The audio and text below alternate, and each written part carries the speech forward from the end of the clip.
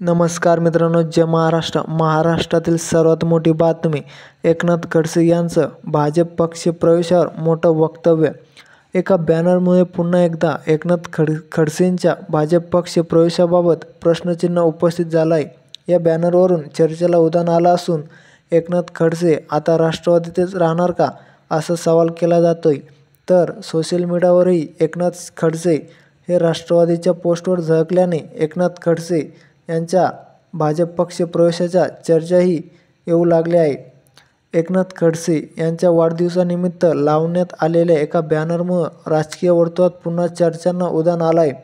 या बॅनरवर शरद पवार, मुलगी रोहिणी खडसे आणि राष्ट्रवादीचे माजी जिल्हाध्यक्ष रवींद्र भैया पाटील यांचे फोटो पाहायला मिळाले आहे. हे बॅनर राष्ट्रवादीच्या पदाधिकाऱ्यांच्या बोंदवड उत्पन्न बाजार समितीकडून लावण्यात आले असून त्या शुभेच्छा बॅनरवर एकनाथ खडसे यांचा फोटो झळकला पाहायला मिळत आहे.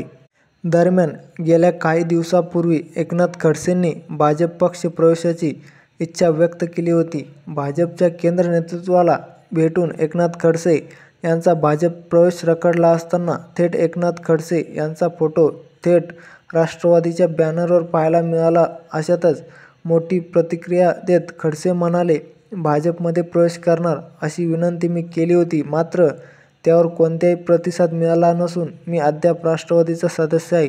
राष्ट्रवादीच्या सदस्यपदाचा राजीनामा शरद पवार आणि जयंत पाटील यांच्याकडे दिला आहे, पण त्यांनी तो स्वीकारला नाही. मी राष्ट्रवादीचा आमदार असून अजूनही आहे अशा स्थितीत, पण मी आणखी काही दिवस भाजपची वाट पाहील.